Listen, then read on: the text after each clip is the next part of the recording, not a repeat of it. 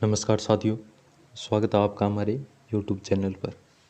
आज हम NCERT के कक्षा 8 के हिंदी में अध्याय 2 लाख की चूड़ियाँ का वस्तुनिष्ठ प्रश्नों का अध्ययन करेंगे। पहला प्रश्न है, रज्जो कौन थी? यानी कि रज्जो नाम की इस पाठ में एक पात्र है, वो कौन थी? लेखक के मामा की लड़की, लेखक के पड़ोसी की लड़की, लेखक की बहन या बदलू की बेटी? इसका उत्तर होगा बदलू की बेटी। प्रश्न 2, लाख की चूड़ियाँ पाठ निम्नलिखित में से किसके द्वारा लिखी गई है? यानी कि पाठ के रचनाकार कौन है? ऑप्शन है चंद्रकांत त्रिपाठी निराला, कबीरदास, निधि अग्रवाल या कामतानाथ। इसका सही उत्तर होगा कामतानाथ। बदलू लेखक को क्या कहकर पुकारता था? लल्ला, बेटा, बाबू या लल्लू? यानी लेखक जब गांव जाता तब बदलू उसे क्या कहता था? तो बदलू उसे लल्ला कहता था। बदलू किसको अच्छा लगता था? गांव के लोगों को, जमींदारों को, बच्चों को, लेखक को? बदलू लेखक को अच्छा लगता था, गांव के लोगों या जमींदारों को नहीं, क्योंकि वो विवाह शादी पर मनचाही मांग करता था। प्रश्न 5, जो चूड़ियाँ बनाता है उसे क्या कहा जाता है? लोहार, सुनार, मनिहार या बढ़ाई? तो जो चूड़ियाँ बनाता है, चूड़ियों का काम करता है, वो मनिहार कहलाता है। बदलू दहकती भट्टी में क्या पिघलाया करता था? लाख को, कोयले को, लोहे को या सोने को? तो इसका सही उत्तर होगा बदलू दहकती भट्टी में लाख को पिघलाया करता था, क्यों? लाख की चूड़ियाँ बनाता था वह। बदलू किसकी चूड़ियाँ बनाता था?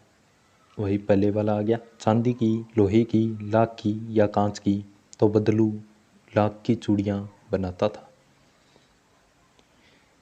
लेखक को सुंदर सुंदर लाख की गोलियाँ कौन बनाकर देता था? ऑप्शन है बच्चे, रज्जो, गाँव वाले या बदलू?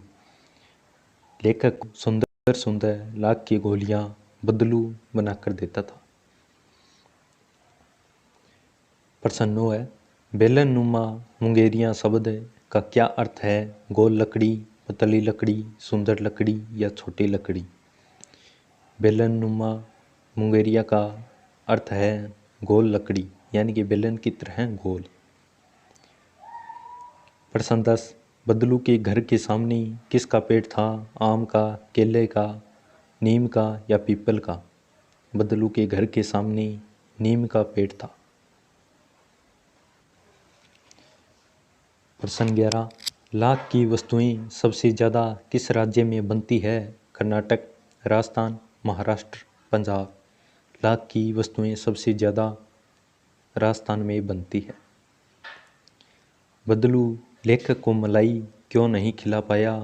ऑप्शन, उसके घर में उस समय दूध नहीं था, दूध खराब हो गया था, बेरोजगारी के कारण उसकी गाय बिक चुकी थी, या इनमें से कोई नहीं?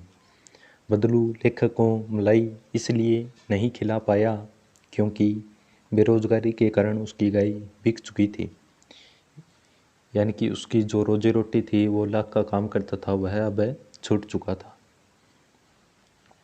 वस्तु विनिमय क्या है? पैसा देकर वस्तु खरीदना, बाजार से वस्तु न लेना, वस्तु को सीधे उत्पादक से खरीदना या वस्तु के बदले वस्तु लेना?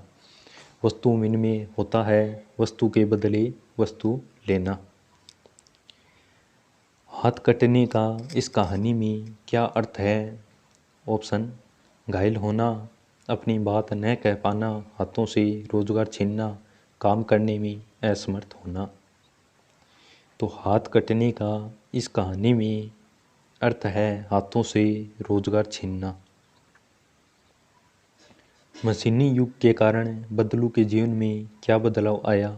वह बीमार रहने लगा, उसका शरीर ढल गया, वह बेरोजगार हो गया, या उपयोग सभी कथन सत्य हैं। तो मशीनी युग के कारण वह बीमार रहने लगा था, उसका शरीर भी ढल चुका था और वह बेरोजगार भी हो गया था। यानी कि सभी सत्य हैं। बदलू का मकान किस प्रकार का था?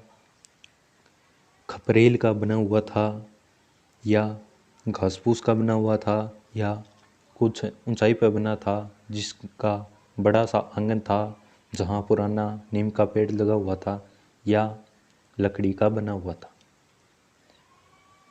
तो बदलू का मकान कुछ ऊंचाई पर बना हुआ था जिसका बड़ा सा आंगन था जहाँ पुराना नीम का पेड़ भी लगा हुआ था। बदलू कहाँ बैठकर लाख की चूड़ियाँ बनाया करता था? चौपाल के भीतर बैठकर। बदलू नीम के पेड़ के नीचे बैठकर लाख की चूड़ियाँ बनाया करता था, या बदलू दलान में बैठकर या कमरे में बैठकर लाख की चूड़ियाँ बनाया करता था? तो इसका सही उत्तर होगा बदलू नीम के पेड़ के नीचे बैठकर लाख की चूड़ियाँ बनाया करता था। बदलू चूड़ियों पर रंग कब करता था? एक एक चूड़ी बनने के बाद, दिन भर चूड़ी बनाने के बाद, एक एक कर पूरे हाथ की चूड़ियाँ बनाने के बाद, या पूरा सप्ताह काम करने के बाद? तो बदलू चूड़ियों पर रंग एक एक कर पूरे हाथ की चूड़ियाँ बनाने के बाद करता था, क्योंकि वह एक पूरा चूड़ा तैयार करता था, एक जोड़ा, और उसके बाद ही रंगाई का काम करता था।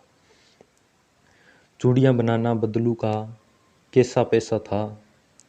यानी कौन सा धंधा था उसका, कौन सा काम था? चूड़ियाँ बनाना बदलू का खानदानी पैसा नहीं था। चूड़ियाँ बनाना बदलू का प्रेतक अर्थात खानदानी पैसा था। चूड़ियाँ बनाना बदलू का मजबूरी का काम था। बदलू ने चूड़ियाँ बनाना शहर में जाकर सीखा था। चूड़ियाँ बनाना बदलू का प्रेतक अर्थात खानदानी पेशा था, यानी पुराने पूर्वजों से ही चला आ रहा था उसके पास। वह चूड़ियाँ किस प्रकार देता था? रुपए के बदले, उधार में, किसी भी सामान के बदले, या बदलू अनाज के बदले चूड़ियाँ देता था। वह चूड़ियों को पैसों से नहीं बेच करता था। तो इसका सही उत्तर होगा बदलू अनाज के बदले चूड़ियाँ देता था, वह चूड़ियों को पैसों से नहीं बेचता था। आज के लिए धन्यवाद।